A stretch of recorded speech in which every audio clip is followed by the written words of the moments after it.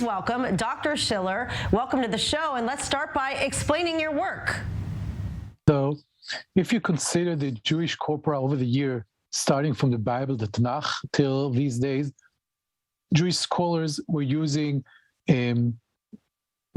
referred or requested to answer questions, and they were relying on previous rabbis to answer the questions. When they relied on the previous rabbis from the previous generations, they cited their work.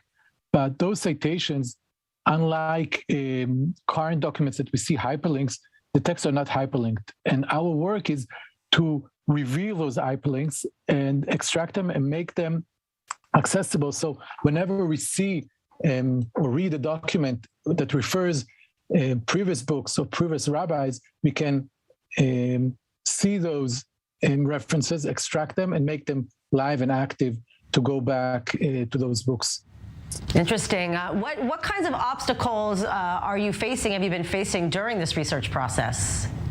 So there are several obstacles. One is the language is different. Today's language is different from historic language. So we have to build computational methods that apply and understand the change in language.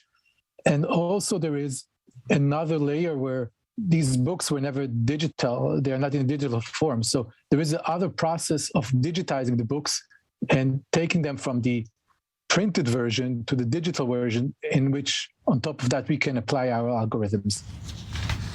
Explain how this app works. Yes. So, in fact, the program, what it does, it extracts those references and it marks what kind of texts were used in which answer. And then, based on that data, we can do that type of analysis I just mentioned. For example, we can see which scholars were influencing discussions in what areas of discussions, what areas of geographical areas, what were the scholars that were influenced or impacted by those books or research. And basically the understanding of the citation or the citation network, I would say, can help us map all those types of information. With AI potentially replacing rabbis, spiritual leaders, and scholars in the future, what are the ethical, moral implications or challenges and thoughts about this dichotomy potentially? Luckily, this is kind of a discussion that goes back many years. When 400 years ago, when the print was invented, similar discussions took place where people saying, wow, now you print books and all of a sudden the knowledge will be shared with everyone. In the past, only people that had a good memory, learned a lot, they were the scholars, they knew that they had the knowledge, and with the print, everything is distributed. So I think but we see that even though print came out and there are lots of books these days, what we do, we take the learning and the research one step further, and we call it's like you are, we sit on the shoulders of giants from previous generations. And I think in a way, this is what also AI will do. It will enable people to learn in a more advanced way. It will enable people to find new discoveries that were harder to find before. It will take the entire learning process one step further and enable us to do new things, exciting things that were not being able to be done before. And at what stage is the project in now?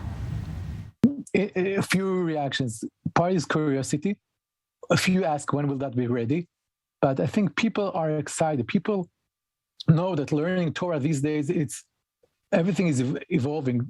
And personally, the ability to take AI and programming, computing, and combine that with Torah learning is a personal dream of myself. Like, I'm in the field of computer science, which is a very material field, but the ability to combine that with Torah learning and bring those tools for people that learn Torah and advance that, I think for me it's a big dream and a big something that makes me happy, and people that hear about that also get very excited.